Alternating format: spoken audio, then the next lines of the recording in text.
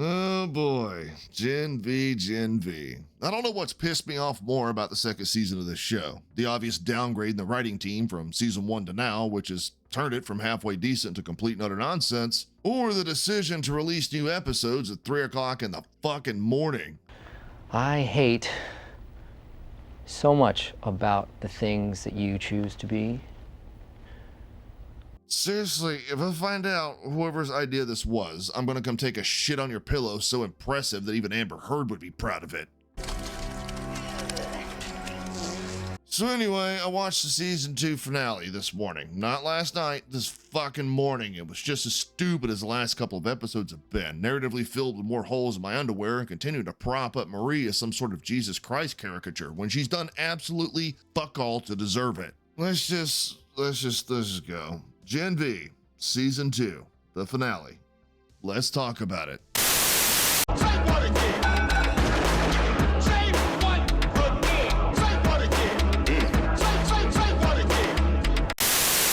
To start off all my pissing and complaining, I just want to point out that for being the smartest known person within the boys' universe, Sister Sage sure is an absolute dumbass, isn't she? Is it just me? Let me know your thoughts in the comments below. Just like with every video here on the channel, I'm going to encourage discussion on everything I have to say, whether you agree or disagree with me. I'm not going to hold or delete any comments, and I do answer back to everyone in due time.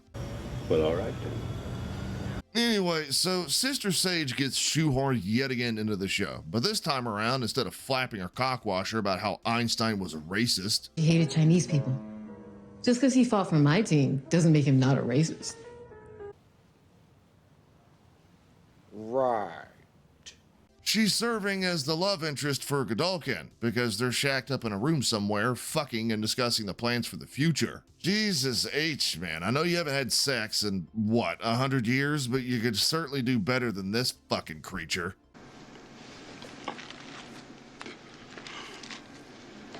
Gdulkan takes her by surprise not once, but several times throughout the events of this episode, even though the shit he's doing could be seen coming from a mile away. Do you mean to tell me that Sister Sage, who's constantly propped up as this supremely intelligent being who can predict things years before they happen and who, shit, set up everything with Marie in the first place, including her going back to school, couldn't tell that Godolkin was a soup supremacist and wanted to weed out the weak from the strong? We've known about this shit for like 3 episodes now, but this fucking idiot seems pretty shocked by all of it. Just, yeah, okay then.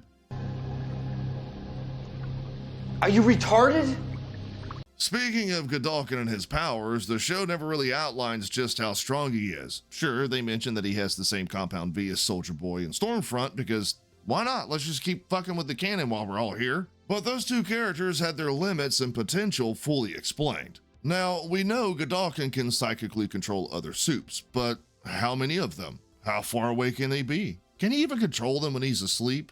I mean, he had to be able to, right? Because he's been controlling Cipher for God knows how long. In this episode alone, he goes from being able to control one soup to being able to control an entire room of them in a matter of seconds. But what's the extent of it? How is he growing so strong, so quickly, when not even 24 hours ago he was doing his best impression of Freddy Krueger while being completely bedridden and relying on Cipher to take care of him? Whatever. It doesn't matter. Anyway, because the Father, the Son, and the Holy Marie shows up just a little bit later and ends up blowing his head off. But just whatever. You serious? Don't even get me started on that walking plot device. Alright, I'm gonna get started on that walking plot device. So we find out the only reason Godolkin hasn't taken control of Marie so far is because she's entirely too powerful for him to do so. Because, of course she is. This show takes every chance it can to tell us just how awesome and strong she is. However, this conflicts with the end of last episode, because for once, we see Marie actually become weakened after healing Godolkin with the Jesus power she now has for no explainable reason. So much so, she has to be carried out of the room. So why didn't Godolkin just take over her mind right then and there and avoid all this shit in the first place? It's very obvious she's weakened. To be sure he could do that. Who cares? We need the rest of the plot to happen. You're right. You're absolutely right. Marie as a character is just an inconsistent mess whose powers fluctuate based on whatever the narrative needs. We see her try to heal Cipher, or Doug, from his injuries after it's revealed that Godolkin was controlling him. but she can't do it. She can't heal him. She's too weak, too beat up. Yet just a few moments later, she gives Kate her powers back. Really? How is it that you can't heal a few small wounds on a human, but you can somehow give a soup their fucking powers back? Just don't think about it, I guess. I'm sorry, I'm allergic to bullshit. So anyway, Marie goes back to God U to take on Godolkin with the help of her friends who are hidden in this guy's asshole, which now that I think about it, if someone listening to this review had never watched a single second of this show, that last part, that might raise an eyebrow. Yeah, so Marie and her friends managed to incapacitate Godolkin using their collective effort, and instead of just getting it over and done with because they're operating on very limited time, something they're well aware of, Marie has to stand there, talk some shit, allow Godolkin to come back to, so when she finally does lift him into the air to kill him, he takes control of her. Now, hold the fuck up here. I could do an entire video about the dumbass cliche of talking shit instead of just killing your enemy, but why did Marie do the whole lifting into the air thing?